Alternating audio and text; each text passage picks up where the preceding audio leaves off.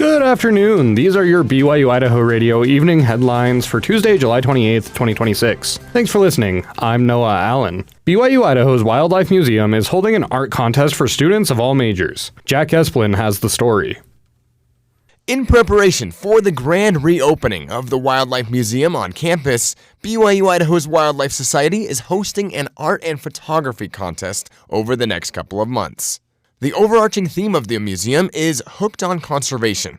Students can make art based on the overall theme or any of the 7 featured exhibits. Featured exhibits will include horns and antlers, Idaho's wildlife, arachnids versus insects, and more. One exhibit, titled Human and Animal Interaction, is even sponsored by the Idaho Falls Zoo. The zoo will send lion and snow leopard pelts, or furs, to be displayed at the Wildlife Museum.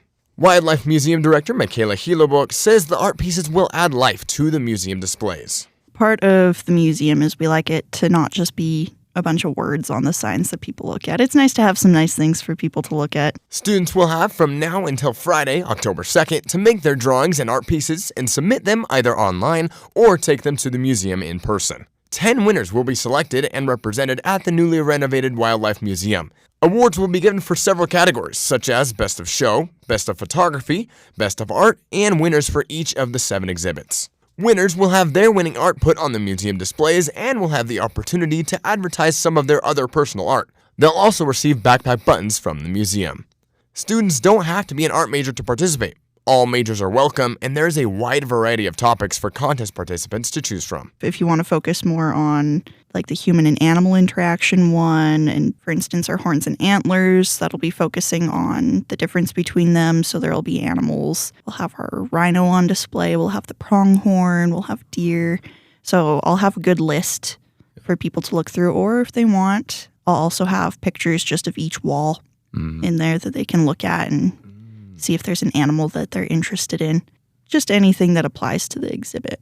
For more information, contact Helobuk via email at mcb24006@byui.edu or visit the Wildlife Museum's Instagram page at BYUI Wildlife Museum. For BYU-Idaho Radio, I'm Jack Esplin. The Pocatello woman who was found dead in her home on Sunday has been identified. The Bannock County Coroner's Office identified the woman as 33-year-old Samantha Dash. Dash was discovered inside her home by the Pocatello police on Sunday. Police are still investigating and believe her death is connected with the domestic disturbance on Saturday evening. BYU-Idaho Radio will update you with more information as it is received.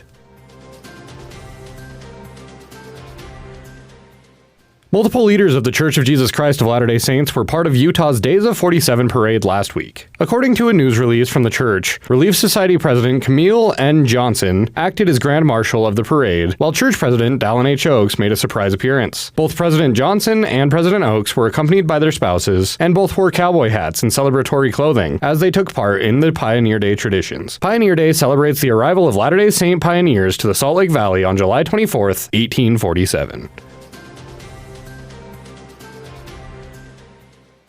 These have been your BYU-Idaho Radio evening headlines for July 28th, 2026. Thanks for tuning in. More news, interviews, and great content are available on our podcast feed. Just search for BYU-Idaho Radio on your favorite podcast apps. We're on YouTube, Spotify, Apple Music, and more. You can also just ask your smart speakers to play KBYI 94.3 FM. This is BYU-Idaho Radio, and I'm Noah Allen.